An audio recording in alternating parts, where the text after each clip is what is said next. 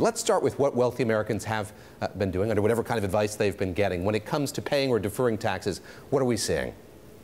What we're seeing is that they have some portion of their income, the non-wage income, whether that comes from stock sales or other asset sales, they are able to, by law, by using the rules that are out there, defer paying some of that income tax. And with state data showing that income tax receipts are lower than expected and federal data showing the same thing, we are seeing that signals from the White House are coming out that slower receipts, weaker receipts are showing that the debt limit crisis might come to a head in Congress sooner than expected. What does this indicate about what taxpayers are doing? In other words, are they doing this because they're optimistic that we are going to see tax reform here by the end of the year, and perhaps that'll be retroactive, or are they merely doing it as a precautionary measure?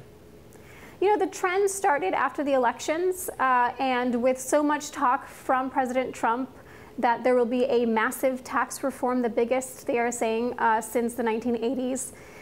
Even though Trump and his officials have said that the tax cut will only be for the middle income earners, a lot of wealthy Americans are wondering whether some of that will trickle upward to them. Now, Secretary Mnuchin, Treasury Secretary Mnuchin has said that cutting taxes for the middle income is the goal. His Mnuchin rule, as dubbed by Senate Democrats, says that the wealthy will not get a tax cut, but he is not able to guarantee that. He realizes that some concessions may need to be made in Congress to get such a bill through. So in anticipation for a tax cut, whatever that may be, wealthy Americans who are able to are deferring paying some of their income taxes until that is a more clear-cut scenario. Saleha, you note that you look at these receipts and it's enough to cause alarm. Playing this through, though, they're merely deferring payment. The government's going to get this money eventually, presumably. Yes, they will get that. There's a stockpile of income. They will get the tax revenue from that stockpile next year. But right now, the U.S. is facing a situation where they are edging closer and closer to the ceiling of how much debt they are able to issue. So right now, the Treasury Secretary is employing what are called extraordinary measures. They are accounting tricks to kind of delay and push out the date for when the U.S. would actually default, in the hopes that Congress will be able to pass a bill to either raise the ceiling or to cut spending.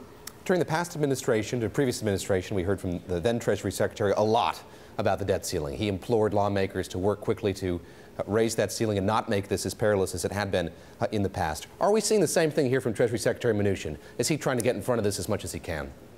Absolutely. He has said from day one, in fact, before day one, during his confirmation hearing, that he wants this problem addressed sooner rather than later. In fact, his signaling, while it's a little confusing what we're hearing from the White House, the Treasury Secretary has been very consistent in saying that we need to address this before the summer, but we should address it rather than we need to address it. So the big X date that people are waiting for may not come until October or November, according to some analysts. You mentioned federal government in detail there. How about state governments? What are they seeing when it comes to taxes being deferred at the state level?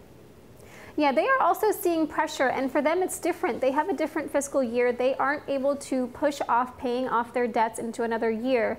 So the squeeze is going to be hard, especially in states such as Connecticut, where some of the most wealthy Americans live. They're seeing a pretty big drop in tax revenue, and that's really tough at a state level. They can't cut spending quickly enough to sort that out.